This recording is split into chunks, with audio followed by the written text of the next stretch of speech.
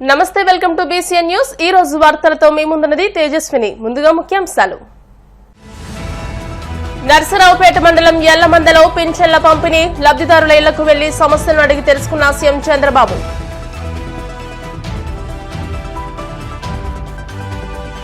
నూతన సంవత్సర వేడుకను ఆనందంగా జరుపుకోండి, గందరగోళం సృష్టిస్తే చర్యలు తప్పవన్న పొద్దుటూరు డీఎస్పీ భక్తవత్సలం. ఉంగుటూరు మండలం నారాయణపురంలో జనవాణి ప్రజా సమస్యలపై అర్జీలను స్వీకరించిన ఎమ్మెల్యే పచ్చమట్ల ధర్మరాజు.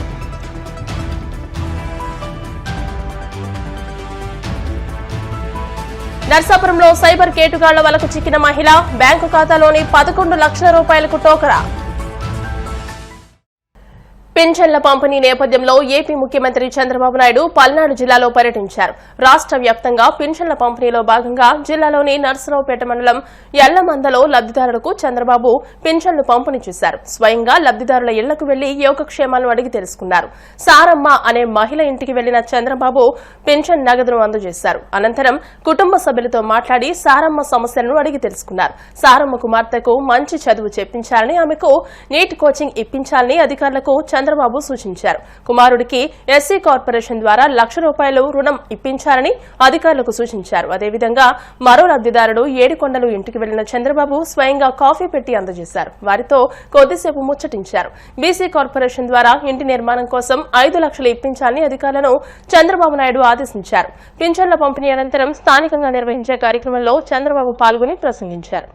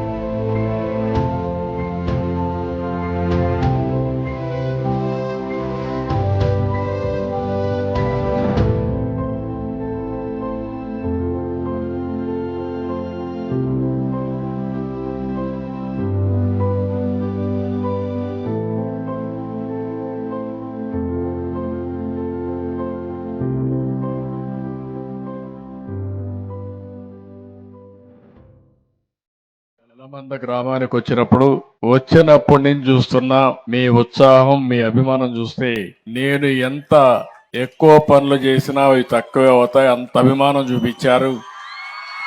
గ్రామస్తులందరూ ముందుకు వచ్చారు.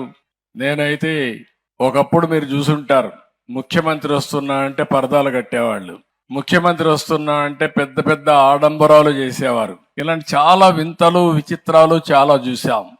ఈ రోజు నేను వచ్చింది సాదా సీదాగా ప్రజల ముఖ్యమంత్రిగా, మీ స్నేహితుడుగా, మీ హితోభిలాషిగా ఇక్కడికి వచ్చానని చెప్పి మీ అందరికీ తెలియజేస్తున్నా. నేను వచ్చింది మీ స్థితిగతులు తెలుసుకోవడానికి వచ్చాను. మీ కష్టాల్లో, బాధల్లో భాగం పంచుకోవడానికి వచ్చాను. అధికార యంత్రాంగాన్ని కూడా సమాయత్తం చేసి ప్రతి ఒక్కరికి న్యాయం చేపించే దిశగా పనులు చేయడానికి వచ్చాను. మీ ముఖాల్లో ఆనందం చూడడానికి వచ్చాను. 5 సంవత్సరాల్లో ఈ ఊర్లో ఎవరు నవ్వు ఉండరు. నవ్వితే కూడా ఆ రోజు ఉండేవాడు, మీ మీద కేసులు పెట్టేవాళ్ళు. నవ్వడానికి కూడా స్వేచ్ఛ లేని పరిస్థితి, బయట పోవడానికి కూడా విధి లేని పరిస్థితి. అక్కడి నుంచి ఈరోజు చూస్తే నేను ఒకటే ఆలోచిస్తున్నా, ఏ ఇంటిలో కష్టం వచ్చినా వాళ్ళ ఇంట్లో నేను ఒక ప్రాణ స్నేహితుడిగా ఉండి వాళ్ళని కాపాడుకుంటానని చెప్పి కూడా నేను మీకు తెలియజేస్తున్నా.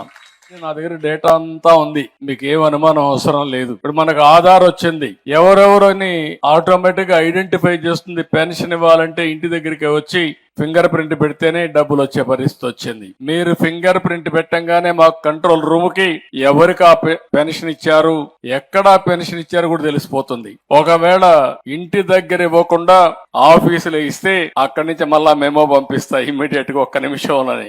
అలాంటి టెక్నాలజీ వచ్చేసింది.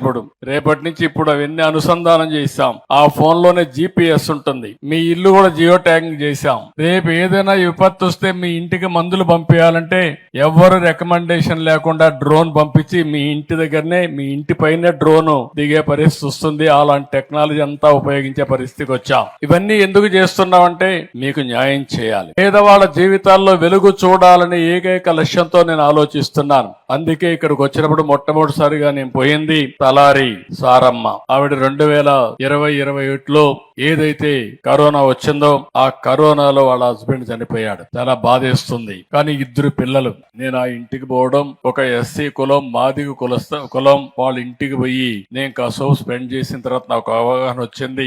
ఆ ఇంటికి డబ్బులు ఇచ్చాం, శాంక్షన్ చేశాం, అందులో కూడా బకాయిలు పెట్టారు. 5 సంవత్సరాలు వచ్చిన ప్రభుత్వం ఈ ఊర్లో కూడా 25 లక్షల రూపాయలు దగ్గర బిల్లు ఇవ్వకుండా బకాయిలు పెడితే ఆవిడ అప్పుల పాలైపోయి ఒక 38,000 నుంచి 40,000 రూపాయలు ఆవిడకి రావాలి. ఆ డబ్బులు కూడా ఇవ్వలేదు. ఆ కుటుంబాన్ని చూసిన తర్వాత నాకు అనిపించింది, నేను ఈ రోజు ఎన్నో సంక్షేమ కార్యక్రమాలు చేస్తున్నాను. మీ అందరూ గుర్తుపెట్టుకోవాల్సిన అవసరం ఉంది. నేను కష్టపడేది నా కోసరం కాదు, నేను కష్టపడేది మీకోసరం, 5 కోట్ల ప్రజల. నూతన సంవత్సర వేడుకల నేపథ్యంలో ప్రజలకు పోలీసు శాఖ పలు ఆంక్షలు విధించింది. పోలీసుల నిబంధనలు ఉల్లంఘిస్తే చర్యలు తప్పవని పొద్దుటూరు డీఎస్పీ ఎం భక్తవత్సలం హెచ్చరించారు. న్యూ ఇయర్ వేడుకలను ఉద్దేశించి డీఎస్పీ మాట్లాడుతూ రాత్రి 9 గంటల నుండి పొద్దుటూరులో ఆంక్షలు అమలు చేయనున్నట్టు తెలియజేశారు. బహిరంగ ప్రదేశాల్లో మద్యం తాగిన వాహనాలను ఇష్టానుసారం ఇతరులకు ఇబ్బందులు కలిగించేలా నడిపినా చర్యలు తీసుకుంటామని హెచ్చరించారు. కావున అత్యవసరమైతేనే తప్ప బయటకు రావాలని, మద్యం మత్తులో వాహనాలు నడపరాదని సూచించారు.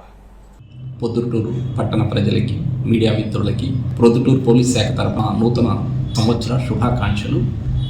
మనకి ప్రతి సంవత్సరము 31వ తేదీ రాత్రి వచ్చే కొత్త సంవత్సరాన్ని ఆహ్వానించాలనే నెపంతో కొన్ని సంబరాలు చేసుకుంటారు.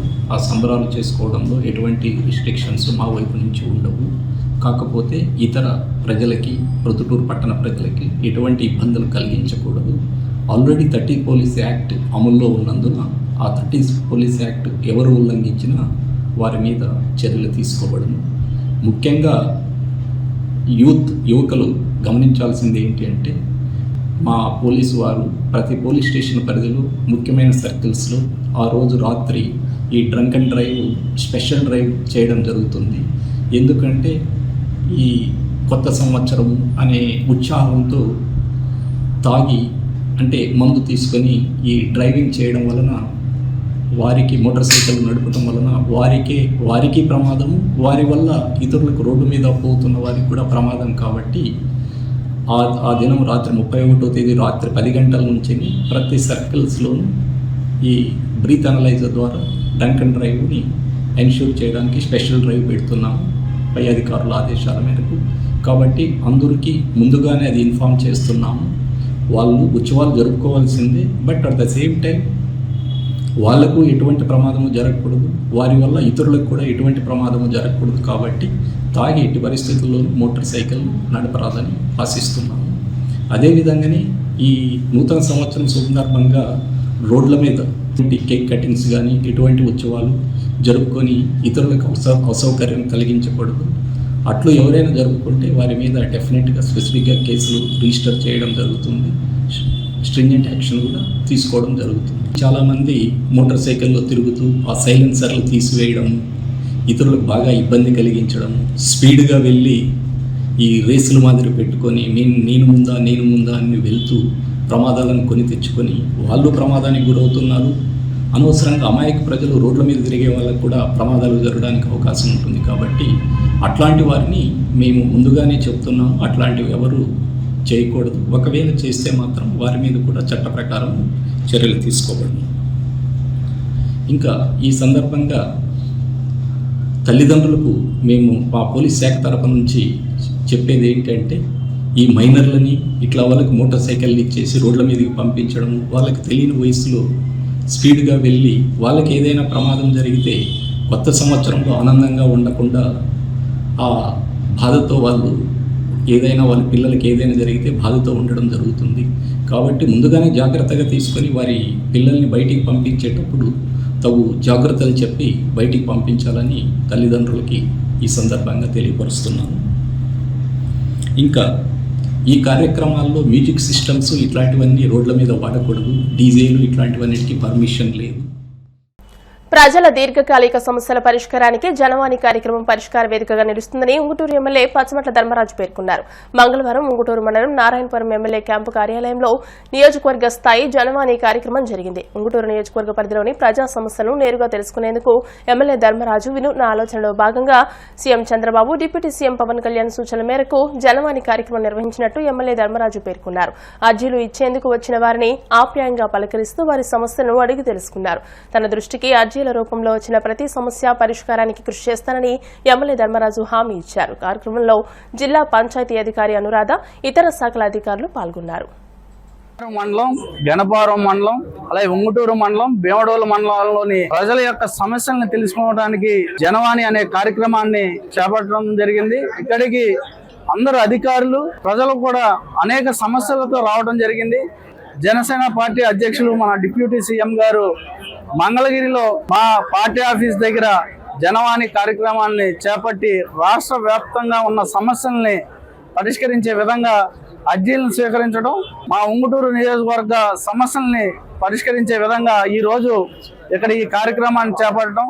ఎందుకంటే గత ప్రభుత్వంలో బతికున్న మనిషిని కూడా చచ్చిపోయాడనే నెపంతో అతనికి పింఛన్ ఇవ్వలేదని ఈరోజు ఒక అర్జీదారుడు రావడం, రెవెన్యూకు సంబంధించి అనేక సమస్యలు, అలాగే పింఛన్లు కూడా అర్హత ఉండి మాకు రావట్లేదని వాళ్ళు ఈరోజు రావడం జరిగింది. అలాగే ఇంటి స్థలాల గురించి, చాలామంది మంచినీరు గురించి కూడా చాలా సమస్యల్ని మేము ఈ గడిచిన ఈ 6 నెలల్లో చాలా వరకు వాటిని ఒక ప్రణాళిక ద్వారా, ప్రయారిటీ ద్వారా పనులు చేసుకెళ్ళడం. ఈ ప్రభుత్వం ప్రజలకు అందుబాటులో ఉండి ప్రజలు ఏవైతే ఇబ్బందులు పడుతున్నారో ఆ ఇబ్బందులన్నింటినీ కూడా పరిష్కరించే విధంగానే ఈ ప్రభుత్వం నిర్ణయం ఉంది. అలాగే ఉంగుటూరు నియోజకవర్గానికి కూడా మేము కూడా ప్రజలకు అందరికీ కూడా అందుబాటులో ఉండి వాటిని సమస్యలు తీర్చే విధంగానే వెళ్తున్నాం.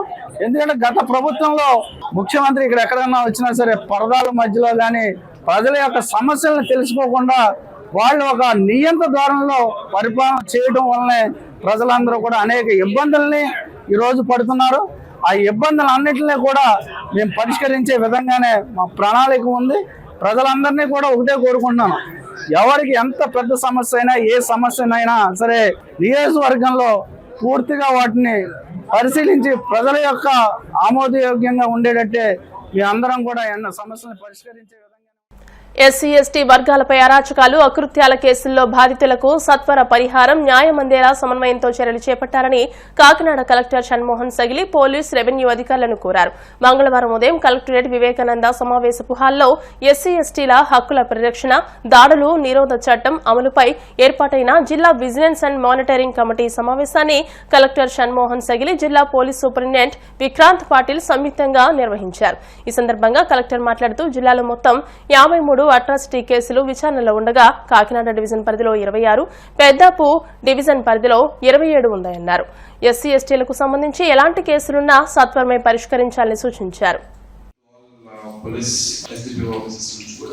One thing is, before the committee comes, let us try to close all the cases which we can dispose. Except court intervention, let us close.